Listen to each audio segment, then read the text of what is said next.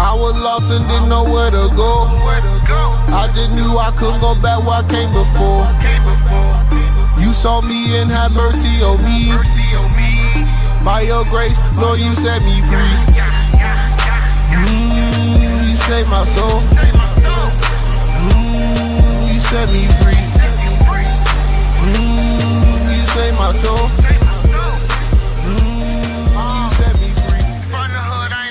This is Temple to CHRISTberg. Don't forget what you heard. This is your boy, Disciple for Jesus, Theo. Just call me DJ Theo for short.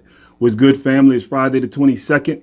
I'm trying to keep the cadence of every Friday, put out a spiritual solution, whether it's a new one or an old one, a throwback. This is actually a throwback from about August 18th, I believe, is when I pulled it from. But something, I can't remember exactly what happened the other day that jogged my memory about this spiritual solution. I was trying to think of one, a throwback that I could do because I wasn't quite ready with the one that I started working on, the new one that I started working on. So I was trying to think of a throwback, and for some reason, the one that I'm going to talk about today jogged my memory.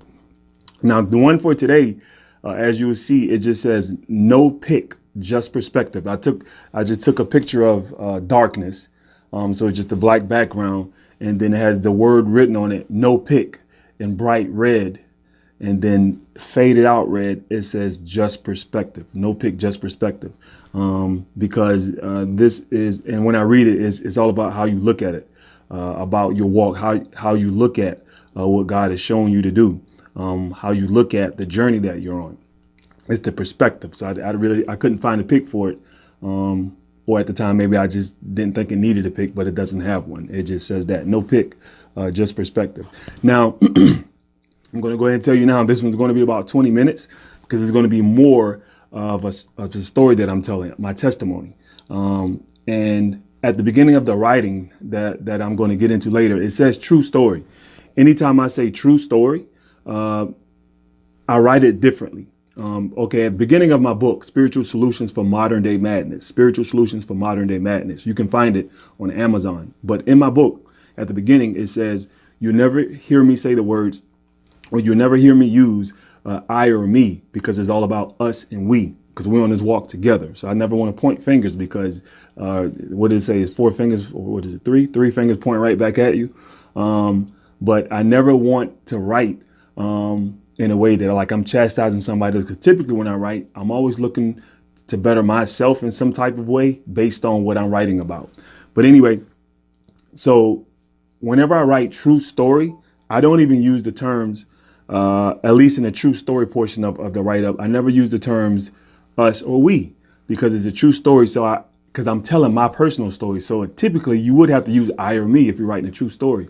But I write it in a way, it forces me to write in a way where I don't use it. So just for example, at the beginning, it says was in the mall one day instead of I was in the mall one day. It seems something simple, but it gets tricky sometimes when you're writing to not use I or me when really it will be easier for you just to put that in there. But because I don't put it in there. So it just makes it fun for writing, makes it fresh, a different way of writing. But anyway, this is going to be long enough without me giving too much detail about it. But trust me, it's going to be real good fruit. So make sure if you can't watch the whole thing right now, do it in pieces. All right. This is really going to bless somebody. Trust me, because you just listen. Just listen. All right. So I'm going to start off with me working for a fitness company. And this story is about letting God guide your path and understanding that he gives us direction. It's about just knowing, being sure in what God shows you to do and just doing it anyway. All right. So the beginning of this testimony is, and I'm going to, in order to not put any company out there, excuse me, in order to not put any company out there, I'll just mention what type of companies they were without mentioning their names. All right. So when I first started, it was a particular company that okay, first of all, I was working for a contract group that did door-to-door sales, and then that company closed, so I had to look for another job. And the job that I felt pretty certain that I could get, it was a sales position, and it was with a fitness club, and I knew I could get it, right? but I didn't want it. Now this is around the time when I started following God and doing what he told me to do, right? So I knew that I could get the job at this fitness club. And before I went in for the interview, and again, this is about doing what God tells you to do and letting him guide you, right? So I knew that I didn't want this job. I knew I didn't. I even said it in my prayer before I went in to do the interview with the manager for the fitness club. I prayed before I got out of my car. I was like, God, I'll take whatever job you want me to have. And the reason that I didn't want it because it was an inside job. I'm more of an outside person. I would rather make a little bit less doing outside work than doing a job inside, because I won't say hate, although when I tell this story, I always say that this is the only job I ever hated.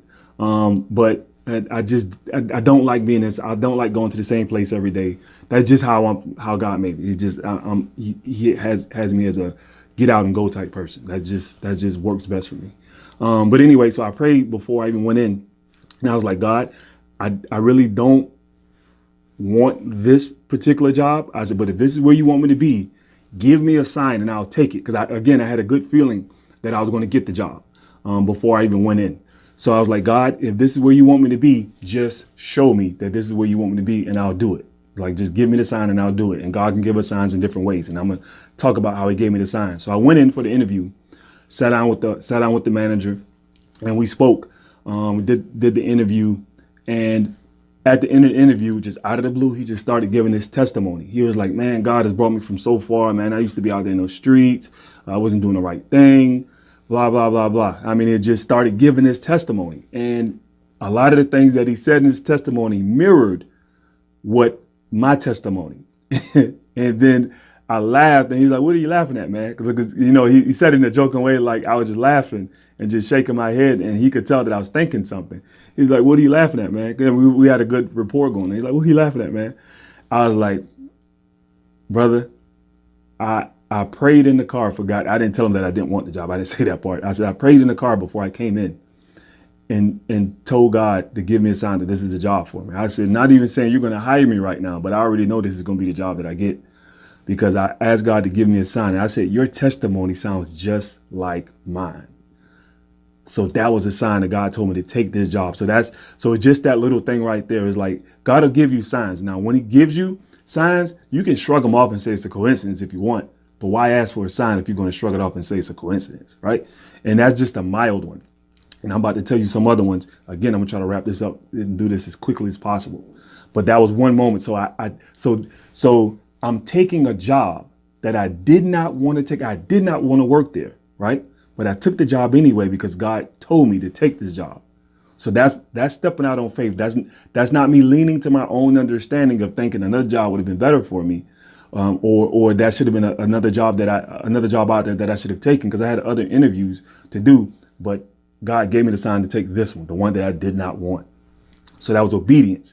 And I'm perfectly fine. And I feel safer doing what God tells me to do versus me doing what I want to do. I feel much safer. I feel safer doing what God tells me to do versus what man tells me to do based on man's opinion. If God told me to do something, I'm doing it. And that's what I strongly suggest you do as well. So anyway, I took the job. Now, mind you, I did not like the job. And just because of the way for one, it was inside, and then the way they structured, the way they did sales. They did the old, well, let me get my manager to see if I can do something better for you. That type of thing. I hate sales like that because because I know what the final price can be. And you already told me what your situation is. It's like, okay, this would be the best thing for you. But no, I'm supposed to sell you up here just so my manager can come and try to keep you up there. So I just despised it. But anyway, so and I'll use the term because I really did. I got to be honest. I hated working there, but I knew that's where God placed me. Now get you. This is how obedient I was. I would not look for another job as much as I hated that one. And truthfully, I couldn't really thrive at it in sales because I just didn't like the way they had to sell. So I was almost close to minimum wage at the job. And most sales jobs, you can make a lot. But at this one, I was sticking it close to minimum wage because I just really couldn't get into the way they sold. The more, higher you sell it, the more you can make. And I hated it. For real, I really did. But I stayed there because that's what God told me to do. It was something that he wanted me to learn while I was there. And I knew that. And I kept saying, God, show me what you want me to see. Show me what you want me to see. Why did you place me here? Ask God that when you're on your journey. So anyway, about 6 months in, I made a prayer. And I was like, God, and this is a true story, y'all. I'm not even making this up. True story. This is part of my testimony. But about 6 months in, I was like, God, what do you want me to see? You know, what am I here for? What, give me a sign. Can I leave or should I stay? God's honest truth. Within an hour, I had somebody came in that I had to do a tour of the fitness club. We sat down, we talked. Now we had no conversation about God, no conversation about religion, no conversation about Christ Jesus whatsoever. We were just talking about the gym. Didn't even know what his occupation was as of yet, other than he did sales in detergent, or he did it wholesale, something along the lines of that, right? Other than that, that's all I knew about him. And he really didn't know anything about me other than I worked at the fitness club. So we went on a tour, and then we came and sat at my desk and to chop it up about the club a little bit, the fitness club. Now, mind you, I just did a prayer, not even on lunch break, not even an hour before he came in. And I said, God, I'm distressed. And this job, I had to pray a lot before I even came in. But I was like, God, I'm so distressed about this job. It's like, it's pulling me down mentally, spiritually. I did not like the job, but he put me there. I stayed there, but I was asking for permission to leave about 6 months in. I was like, God, please let me know if I'm good to go look for another job. Is my job here done? I don't even know what it was, because I'm always speaking Christ to everybody, in the fitness club. So maybe that was my job to plant seeds. I don't know. But I was like, God, just let me know. So I did let me know if I should leave or not. So that's the prayer I did an hour before the gentleman came in. The gentleman sat down at my desk after we did the tour, and just out of the blue, he said, how's your walk with God? Threw me back. I just did a prayer an hour before and asked God for a sign. He said, how's your walk with God? Just out of the blue. And it threw me back. I was like, huh? I said, how's my walk with God? I said, how? He said, yeah, or he said, how are you and God? Something along the lines of that. How are you and God? And I said, we're good. God is good. I'm on track. He said, oh, okay. And then he just left it there. He didn't expound on it. He didn't elaborate. He just left it there. And this is an hour after I asked for God to give me a sign. And so him asking me that question made me say, me and God good. We good. So God was basically telling me, you said out of your own mouth that me and you are good. So you're good. Stay where you are. Don't worry about anything. Don't worry about right now. You're kind of making minimum wage. Don't worry about that. I got you. I put you here for a reason. So he made me, God had him ask me that question. God asked me that question out of that man's mouth. Are you good with God? So I had to confess it with my own lips and say, me and God good. I call him the detergent disciple to this day. I'm writing some memoirs. And that's what I call in that part of the story, detergent disciple. But that was a sign that I was supposed to stay in place. Boom. And let me keep moving. I can really expound on the story, but I got to keep it moving. All right. So now about a year in, same job, still hating it. Had another real depressing day, ready to get up out of there. And I prayed at lunch. There was this Jesus figure sitting ever since the first day I got there. There was a carving of the word Jesus, the name Jesus, and it sit right on the partition, right above where my desk was from the very first day that I got there. And some days it would be facing me, some days it wasn't. And I came to find out later that the reason it would turn different ways is because people would just touch it and just look at it and flip it, oh, Jesus, whatever. That's how it would turn back and forth. And this particular day, because I got bold in my prayer, because I was ready to get out of there. I got bold in my prayer. I was like, God, give me a sign that I'm supposed to leave this place or stay. And when I was on lunch, and I couldn't remember which direction it was facing before, right? But I do remember, and this part is a little bit vague, I can't in my memory, but I do remember asking God, if it's facing me, that means I can stay. Or I thought I remembered, if it's facing me, the Jesus symbol is facing me, I can stay. If it's turned away, I can go. I was that bold in the prayer. But when I was coming back into the fitness club, I couldn't remember if I said that if the figure is facing away, that I'm to stay, or I couldn't remember if I said it was supposed to be flipped the opposite direction. Because I couldn't remember before I left the club had I looked at it and if it was facing a different direction. And I couldn't remember if my prayer was just for it to be turned the opposite way, or like I said before, facing me to stay, turning away to leave. So I was a little bit thrown off and okay, what was the prayer that I said but when I first came out to lunch? But this is how powerful God is. And this is a clear-cut sign that God gives you. Just move on it. This is why I walk with such faith and surety. But I couldn't remember exactly what the prayer was about that Jesus symbol that was sitting up there. Now, mind you, I've been here for a whole year. And that Jesus symbol was sitting there from the very first day that I got there and stayed there every single day. It didn't move to any other partition because there was like 3 other partitions and desk in front of me, but it sat right there the whole time. When I came back into the club, because I remember, I couldn't remember, okay, was it facing me? Was it supposed to be good? Which, facing me, not facing me? I can leave, I can go. I was a little bit thrown off. I couldn't remember exactly what the prayer was. When I came in, that Jesus carving was completely gone. It had left the building, or it wasn't there. I don't care if it left the building or not. It was no longer sitting in that spot. This is a true story. I prayed, and this is what I took from that. It's no longer even in the building. It's no longer there. You can leave now. That was a revelation.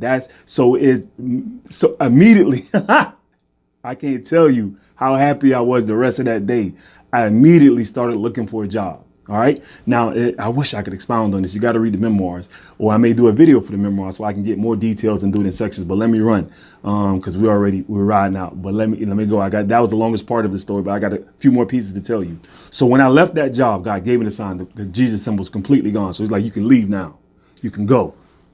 God gives us distinct signs where to go and when to leave. We need to pay attention to them. Ask God. Now, mind you, I'm reading scriptures. I'm praying.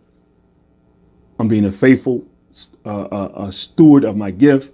I'm doing all of the things. I'm doing many of the things that God has put on my heart to do. I'm being obedient as possible. When you're being obedient as possible and being a Christ follower, you can expect God to give you signs. You can listen to the signs that God gives you, because you're on that walk. You're in tune with them. You're in sync. That's the reason we stay in sync with him. Now, so I left. I was supposed to leave that job. Well, he gave me the sign to leave that job. So I took another job, right? They even told me the start date. Now, when I called to see exactly when, because they had different locations, I called to see where. I'd already put in my 2 weeks notice at the fitness club. So it's time for me to go. They already filled my spot. They already had somebody that's going. And in sales, when you tell them that you're leaving, or you got to go, because now they feel like any sales you're not making is because you don't want to be there. So I had to go. That spot was filled. That I already told them I'll be leaving in 2 weeks. So now this other position that I was going to, I won't even, because this is just a brief part of the story. I never even got that job. So they told me I had it and told me to go ahead and put in my notice. And the day before, because somebody was supposed to get back to me and tell me which location I was supposed to start to. The day before I called and it was like, hey, nobody ever got back with me and told me exactly what location to show up to. They actually told me, oh, we're sorry, we forgot to get back to you and let you know the position has been filled. So here I am already putting a 2 weeks notice to go to another job, only to hear that tomorrow I won't have a job. And I couldn't stay where I was, because in sales, you got to go when you say you're going to go, because you're in sales. That's just how sales work. If your heart isn't in it, they don't want you there, because they feel your sales are going to slump because of it, which is in most cases true. Now I didn't have a job. So the very next day, I went out. I printed out a whole bunch of resumes and I just went door to door. I was like, I got to find something. So I had no job right now. And my last day at the fitness club was yesterday. So I went out this next day. It wasn't even 12 o'clock the next day, because that night when I came home, I printed out a whole bunch of resumes and I was just going to go door to door, tell them I can start in any position. I just needed a job. It wasn't even 12 o'clock the next day. I ran up on this contract group that did, and I won't name who they are. I went up on this contract group because this is another part of the story. I started with this contract group, or I went to this contract group who was doing hiring the next, or doing orientation for people to tell them about the job to see if they want it the very next day. It wasn't even 12 o'clock yet. It wasn't even the full 24 hours that I found out I didn't have a job, that God was already putting me with another one. Because again, I just went out my resume and I just literally went down the street in this industrial area, just going door to door, putting my resume, turning my resume, filling out an application if I could fill out an application. So I went to this place and he said to come back the next day. So I showed up the next day, got the job. Now this is why God placed me there. Within 24 hours, I found a location. This is God guiding you. I found the location, but he pushed me up out of that place first. He showed me. He was like, hey, this is where you're going to be right now, because he just gave it to me just like that. So I went to the orientation next day and I got the job. Now, the reason God placed me, because I didn't know why, this is another job that I was making only minimum wage. And he's blessed me to come so far from that. But he put me at this job, right? And I didn't know what the reason was for again. Now, he didn't tell me that I had to stay here. So but I still honestly didn't start looking for something yet. I wanted to see what was going on, because there's always, and honestly, I'm just usually, I'm driven. So in most jobs or careers or whatever, I can move up pretty rapidly because just my driven nature that God blessed me with. So I can't remember exactly, maybe I was feeling out the company to see if I can move up and possibly make more. But anyway, something bothered my spirit while I was there. And this is God, and this is why God placed me there, because I left shortly after this. But within a few weeks, I was, well, maybe under 2 months, right? And again, I'm not naming this company, but how they were designed is you would show up for work. They would drive you to a location where you did your job and they would drive you back. Now, when I first got there, they weren't paying anyone other than the drivers from the point they got to work to the point they got to the job site. Like you would show up, say you show up at 7 a.m. and you got to the job site at 8:30, your time that you got paid started at 8:30. And then on the way back, you didn't get paid for any of that.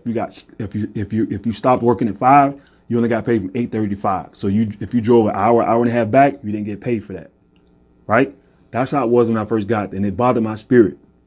I was like, this doesn't even feel right. I don't think this is right. So I researched. I actually called the Department of Labor. And when I called them, I was like, hey, I don't want to get anybody in trouble. I just want to find out something.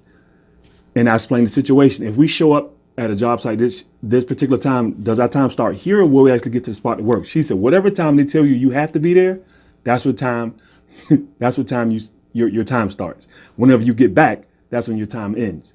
I was like, okay, thanks. She said, which company is this? I was like, no. I just want to find out. Don't worry, I'll take care of the rest of that.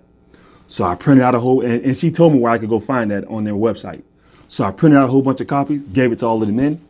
Anonymously, you know what I'm trying to say, anonymously. Get over it. But anyway, so I gave it to all of the men that were working that particular day. And then when we went to him, or matter of fact, I went to him first, the guy in the office. And I told him, I was like, hey, this is what we found out. He said, I said, don't worry, nobody's in trouble. But this is what we find out. We're actually supposed to get paid when we first show up to this to work, and it ends when we get back. But I'm pretty sure they already knew that. So I gave him the paperwork, and he's like, so who found it? I was like, well, we found it. And I stuck out like a sore thumb within the group as just more of a polished person. He knew that I found it out. And plus, I only been there for 2 weeks, 2 months. And I forget exactly how long it was there. But he knew it was me. But anyway, so I gave him that paperwork. Now, everybody else was on the same accord. Now, this is the thing. The reason they were doing that is because most of the guys who worked there were felons. They would hire anyone, right? Most of the guys that worked there had some type of felony, so they were getting over on them. So God had placed me there to be bold enough to find out about that, put it forth to them, and the very next day, they had a time clock in there. And they told everybody, so yeah, we changed things up. We found out that we need to start paying you all from here, from this point on, from when you get here and the time you get back. But they knew it all along, but they were getting over on these guys but none of the other guys were bold enough to do it because they were felons. They didn't want to risk losing their job, but I wasn't a felon. So I had nothing to lose. And plus God placed it in my spirit. I prayed before, during, and after that thing. Trust me, I did. I was a little nervous to do it, but I knew it was the right thing to do. So now God put me in a position to bless those other men. And I left shortly after that. So that's why he placed me there. Now, I'm about to wrap this up. I told you, let me see, I'm about to lean there. We're at 24 minutes. Do it in pieces. Because this is probably going to end up about 30 minutes. But do it in pieces, 10, 10, 10. So God placed me there to do that. Follow the path that God is giving you. Follow the path that God is giving you. Now, I went from another job to another job to another job, but it's always God directed. He kept guiding the whole thing. And it was even, and I'll just mention this particular thing, the particular sales job that I do now. I hesitated with moving forward. And I had a conversation with one of my good friends, Don. And before I took the sales position, I prayed about it. I kept praying about it. I was like, Don, God hasn't given me a sign to take it yet.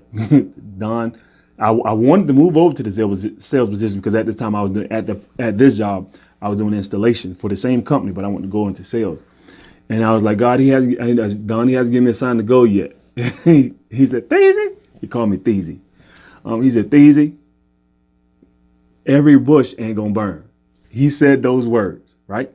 Every bush ain't gonna burn. So in other words, I know you moving with God. I know you trust God. I know you're on that direction because I was writing spiritual solutions all the time. So I was real. He know where I was coming from. He's like, but every bush ain't gonna burn. Sometimes, he said, I might be that burning bush if that's what you're looking for. I'm telling you to go ahead. For one, the company I was working for was a contract group again, but I was about to go work for the actual company itself, not the contract group. The sales position was going to be with the company itself. He's like, man, I don't know, man. They got a lot of things going on with this contract group for the installation. He's like, I don't know how long they're going to be there.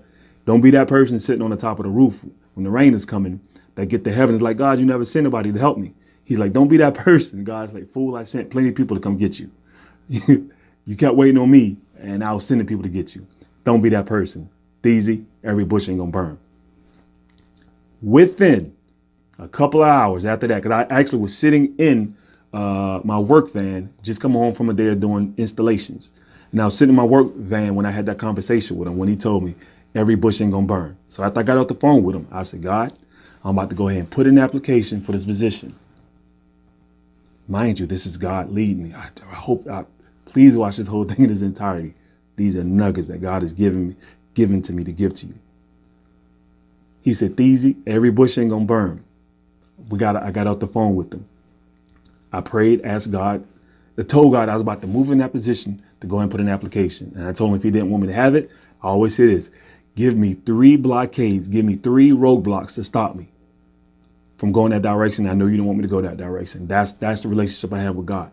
So I prayed that prayer. I went inside, took a shower, sat down, and this was a Saturday. And I started reading what the next day's sermon was going to be about. Because I always like to read, because at our church, they post what the next day's sermon is going to be about. Usually a few days before.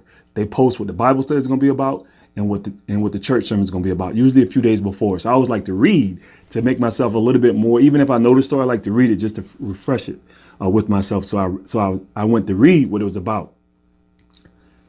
It was about the burning bush. Moses and the burning bush. That's what the story, and that was God's sign telling me, go ahead, bro, you good. I got you. If you were looking for the burning bush, I got it. The next day's sermon, I had just talked to him within 2 hours, and he said, every bush ain't gonna burn. But here, and lo and behold, as I went to go read the story about what the next day's sermon was about, it was about Moses and the burning bush. Just like that. That's God giving us signs. God will take you on paths. Trust me, if you're a righteous follower, he's going to give you the signs. So a lot of times when God gives me signs for investments, when he gives me signs for jobs, when he gives me signs for dealing with people, I do it. No matter if I can see the reason why or not. If he told me to do it, I still pray before, during, and after. He'll give you the sign. All right. Sorry, this is 30 minutes, but trust me, I could go on for days telling about the goodness of God and how he guides me. So again, today's spiritual solution has no pick, and it even says it in the pick, because All Black says no pick, just perspective. Now, I'm just going to skim through this because I basically have already given you all of the insight. Well, most of the insight, at least that I can give you in this one sit down. All right. True story. Was in the mall one day and needed a restroom or lavatory, as they said in the mid 17th century, while trying to peruse the mall directory for the nearest bathroom. The need to really go, I really had to go, accompanied by the potty dance. We all know the potty dance. made it abundantly clear that standing in place wasn't possible. So I was at the mall trying to read the mall directory to find out where the restroom was, but I started doing the potty dance because I really had to go to the bathroom. All right. But I couldn't stand there any longer. Right. Thankfully, in the distance, a major department store was spotted. And with the knowledge that surely a restroom was in there, a beeline for it then ensued. Just as I guessed, yes, the journey led to a John, another old English term, by the way. Now get this. On the way back along the same path, as soon as exiting the department store in the main mall, another restroom was found. And it was only 50 feet from the mall directory, which was the original starting point. So again, I was at the mall directory trying to find out where the bathroom was. I had to go to the bathroom, but I couldn't wait. I had to go. And so I looked up and I saw a department store. So I know all department stores have restrooms in them. So I just like, let me run in there instead of trying to stand at the mall directly when I had to go to the bathroom. So I ran into there and I found the bathroom. Now on the way back out of the department store, back into the main mall, as soon as I came out of the department store, I saw a bathroom that I passed by on the way there. All right. I just want to put you up, make you grasp where I am. Reiteration. A restroom was badly needed and a certain destination was embarked upon based on faith of the final outcome. 2, the road to relief ended in fruit. First there was faith, then there was fruit. Number 3, after being relieved and relaxed after going to the restroom, a nearer nugget was found. I found that other bathroom. So there was faith, there was fruit from what I found. Revelation. Sometimes God will give us a vision in order to get us to move or to get us out of our current position. And although we may be able to prosper by achieving what we initially envisioned, his ultimate will was just to get us closer to another blessing along the way. But unfortunately, being tunneled vision can cause us not to notice or discern signs or signals or someone that will be beneficial to us while in pursuit. Closing example, but this example is not limited to just this genre of example. Sometimes God may reveal a new and better job opportunity to us, and that causes us to recognize, resign where we are, and reach forward.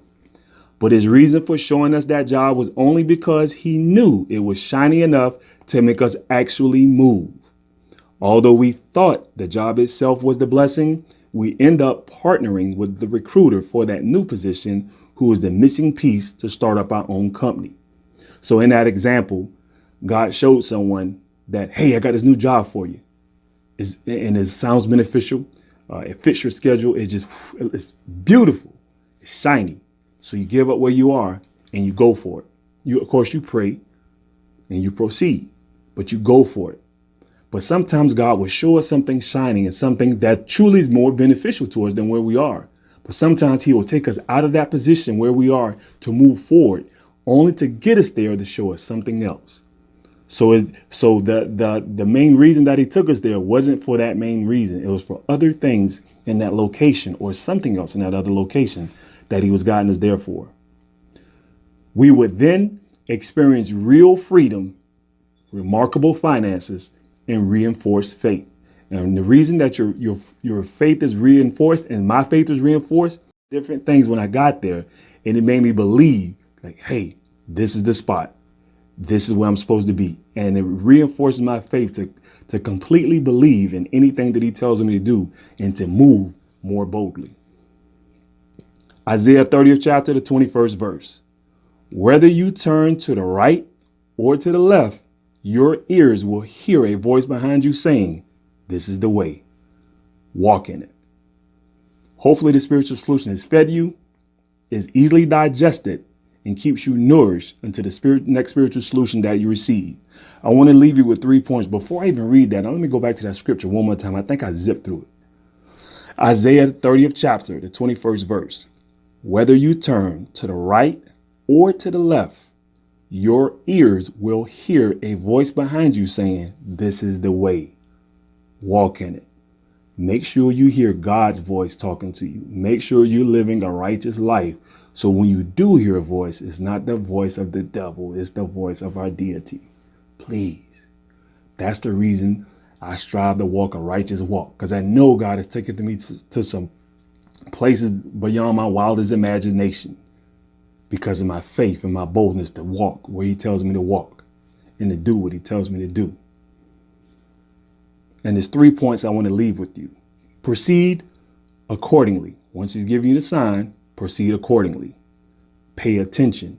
As you go, pay attention to what he's showing you along the way, because what he showed you originally to get you out of your spot may not be the full reason. Maybe there's another reason he got you out of there.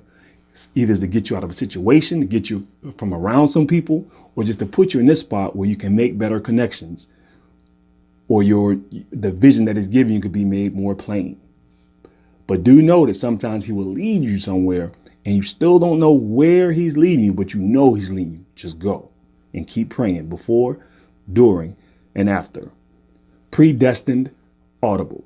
An audible in the football game means that somebody called a play and then somebody overrode that, or that play was overridden, and then somebody else called another play. So be prepared for God to already know that once he gets you here, he's going to tell you something different and lead you in a different direction. Jehovah elevates and sustains us. JESUS. Jesus.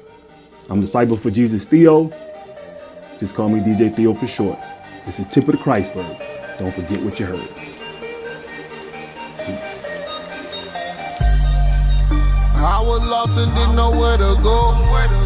I just knew I couldn't go back where I came before. You saw me and had mercy on me. By your grace, Lord, you set me free. You saved my soul. You set me free. You saved my soul. You set me free. From the hood, I ain't a hood dude. Did what I had to. My father left and that broke the home, and I felt like the hope was gone, but I knew there was something greater. Focus on my mate and worry about them haters. Telling me what I can't do, what I can't be. I believe in what I can't see, that's real faith. Gotta live this, that's it day. God changed me and that's real talk. You hear the world talking, I don't feel y'all. Y'all telling us these lies. Got everybody trying to be celebrities, cause they feel famous, they liberty. And they in pain, they need relief, they need strength, they need hope. Gotta give them that, but they don't want that, cause you told them that, they don't need that. They lead lust, can't get enough, they want something that's killing them. But I know a God who sent the son and he died for our freedom. Yeah. I was lost and didn't know where to go. I just knew I couldn't go back where I came before. You saw me and had mercy on me. By your grace, Lord, you set me free. You saved my soul. You set me free. You saved my soul. You set me free. God could never love him. He can never ever love him. He can never ever love him. I said, what you mean? He said, what you think? I said, I don't know. He said, I did some things, bad things that I do regret, and I can't forget. I deserve the pain. I deserve the guilt that I carry. Every single day I try to bury. Feel like I'm married to it. Oh, what you think of that? I mean, I think a lot. I don't know a lot, but I know enough to know that hurts. See, I know that pain.